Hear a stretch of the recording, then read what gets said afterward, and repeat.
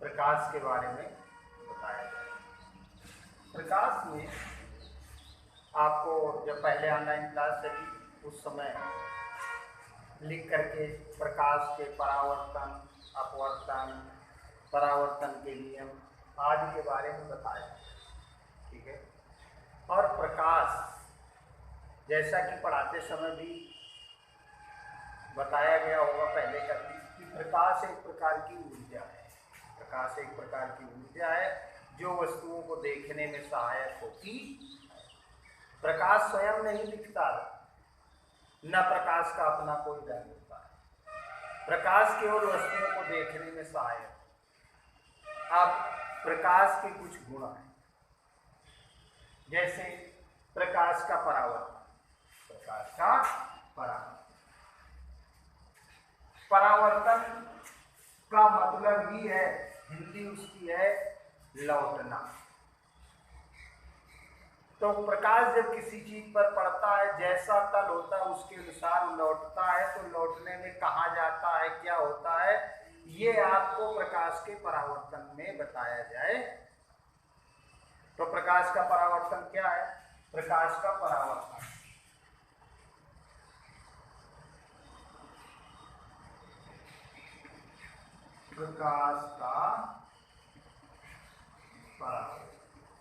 जब प्रकाश किसी चिकने तल पर पड़ता है तो परावर्तित होकर के पुनः उसी माध्यम में लौट जाता है। तो लौटने की इस घटना को प्रकाश का परावर्तन कहते हैं। अब परावर्तन के नियम है। लौटने का मतलब प्रकाश लौटता तो है, लेकिन ऐसा नहीं कि जहां से बनाएगा वहां से प्रकाश चला जाएगा, ऐसा नहीं होता है। उसके जाने का एक या लौटने का एक सिस्टम है, उसी को हम लोग प्रकाश के परावर्तन के नियम कहते। तो परावर्तन के तो नंबर 1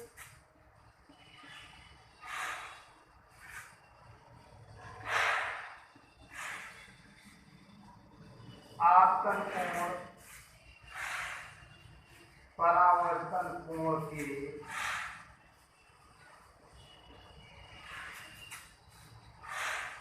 बराबर होता है। आपतन कोण परावर्तन कोण के बराबर होता है। और नंबर 2 है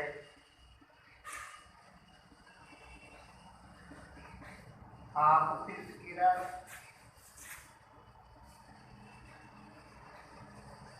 परावर्तित किरण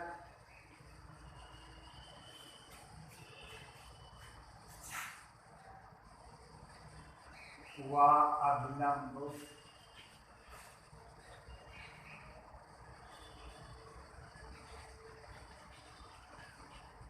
आपतन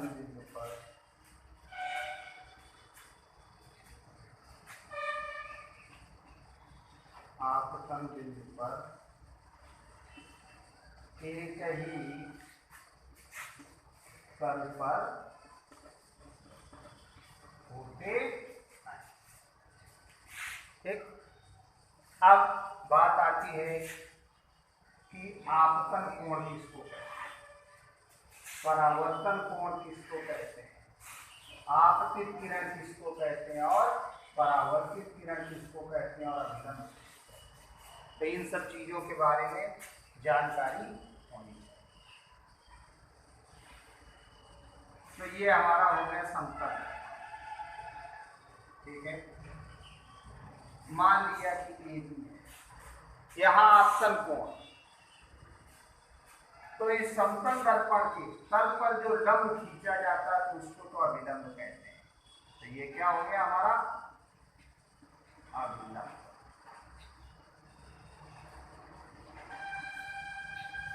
जो आती है किरण किसको कहते हैं, आपतित किरण।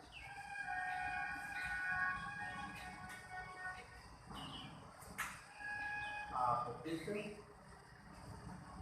किरण। और जो लौट के जाती है इसको कहते हैं परावर्तित किरण।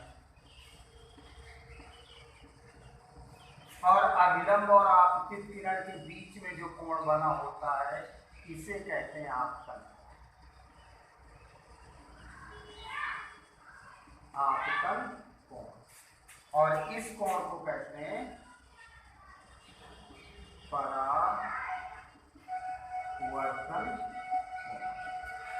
ठीक है, तो ये आपका कोण जो है वो आपका आपतन कोण है, ये परावर्तन कोण है। तो अगर, और ये अभिलंब है आपका। ठीक है, तो जैसा कि लिखा है आपतन कोण परावर्तन कोण के बराबर होता है, तो ये कोण और ये कोण हमेशा बराबर रहे, यही नियम। और अगर ये कोण बराबर नहीं आ रहे हैं किसी कारणवश, तो या तो फिर ये दर्पण जो है वो समतल दर्पण नहीं होगा। ठीक है, समतल दर्पण नहीं होगा, या फिर प्रकाश की किरण जो है वो लौट नहीं रही होगी, कोई न कोई और बात जरूर हो। दूसरा लिखा हुआ है आपतित किरण, परावर्तित किरण और अभिलंब आपतन बिंदु पर एक ही तल पर होते हैं। इसका मतलब कि जब ये आने वाली किरण, परावर्तित किरण और अभिलंब तीनों ये इस जगह एक ही तल पर हो, ऐसा नहीं कि आने वाली यहाँ पर रुक रही हो या इस जगह तक हो और जाने वाले का तल यहाँ नीचा हो।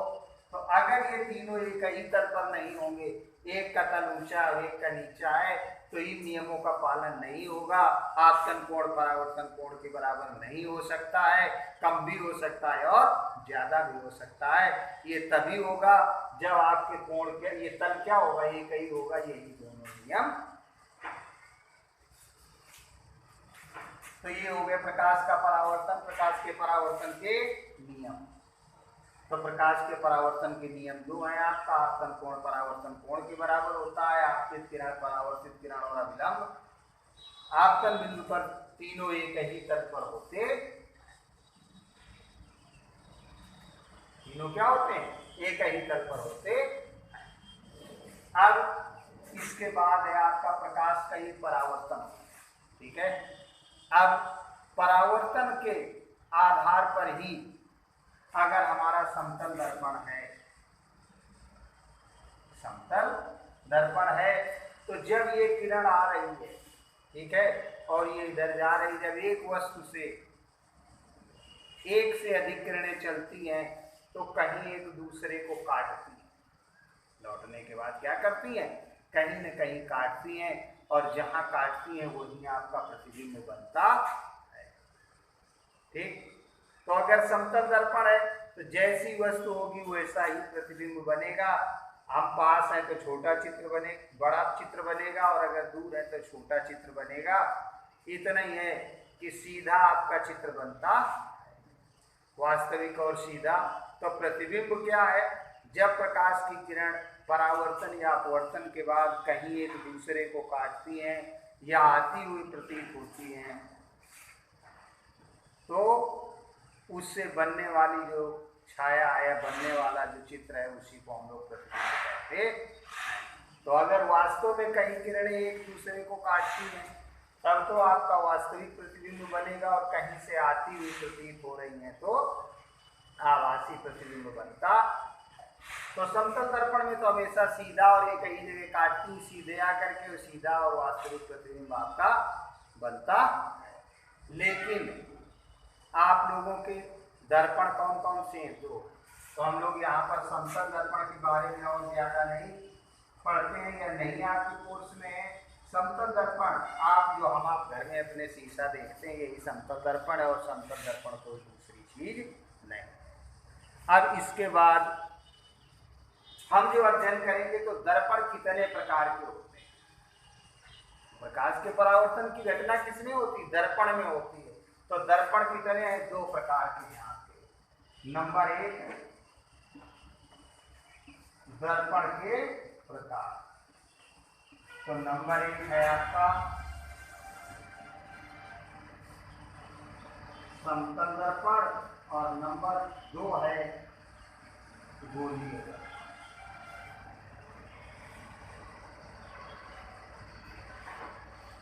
ठीक है, तो समतल दर्पण जो हम आप अपने घरों में देखते हैं यही आपका समतल दर्पण होता है। और गोलीय दर्पण ऐसा होता है कि गोली दर्पण में ही हमारे दो भाग हैं थे।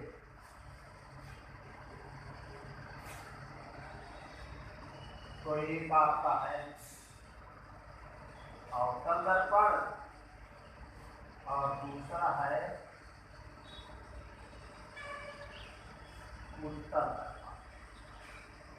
ठीक, तो जैसा कि इसका समतल दर्पण किसी चिकने या सपाट तल को के एक सिरे पर जब पालिश कर दिया जाता है, कर दी जाती है और दूसरा सिरा परावर्तक तल का कार्य करता है, तो ऐसे दर्पण को हम लोग समतल दर्पण कहते हैं।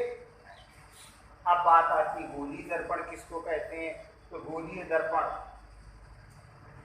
एक ऐसे गोले का कटा हुआ भाग है, किसी गोले का कटा हुआ भाग है जिसके एक सिरे पर पालिश होती है और एक सिरा परावर्तक तल का कार्य करता, यानी वहां से किरणें लौटती है, एक तरफ पालिश होती है। जो पालिश होती है प्रायः जो हम लोग देखते हैं शीशे में होती है, वो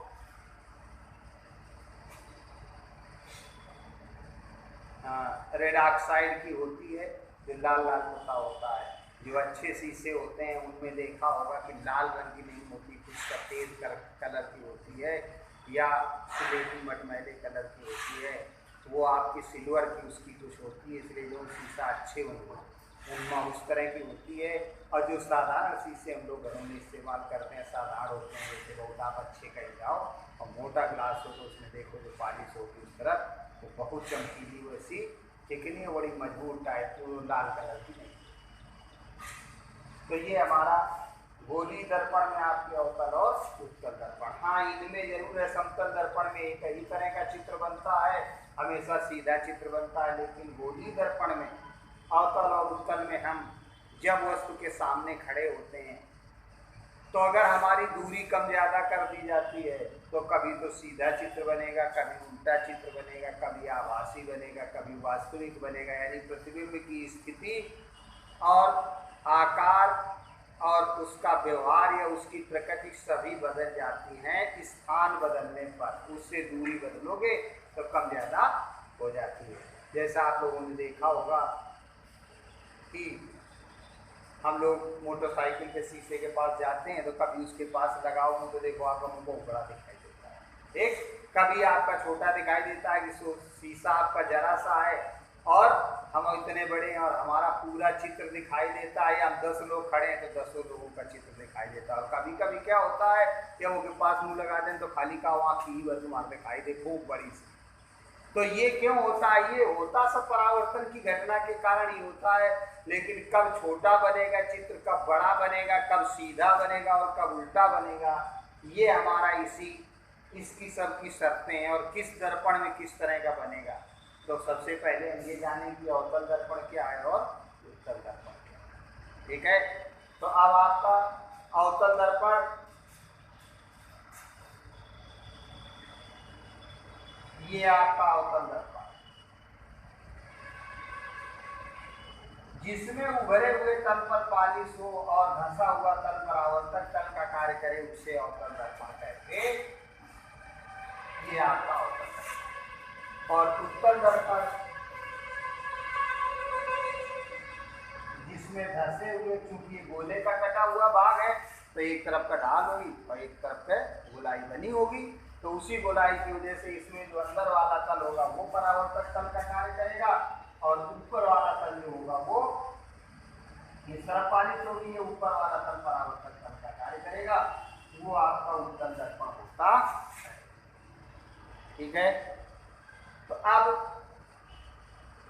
इसके सामने वस्तु हम रखते हैं तो चित्र अलग अलग बनता है, और इसके सामने जब हम वस्तु रखते हैं तो एक ही तरह का चित्र बनता है। कहाँ रखते हैं, चाहे वस्तु को इसके सामने कहीं भी बदल दें, लेकिन चित्र में कोई परिवर्तन नहीं। जबकि इसके सामने तो इसकी 6 शर्तें हैं, लेकिन उन शर्तों के पहले आपको कुछ और चीज़ें बतानी होंगी कि दर्पण में क्या क्या चीज़ें होती। जैसे अभिलंब आपतन कोण आया, परावर्तन कोण आया, अभिलंब आया, आपतित किरण आई, परावर्तित किरण। इसी तरह दर्पण में भी कुछ चीज़ें हैं जिनके बारे में हमें आपको जानकारी होनी चाहिए।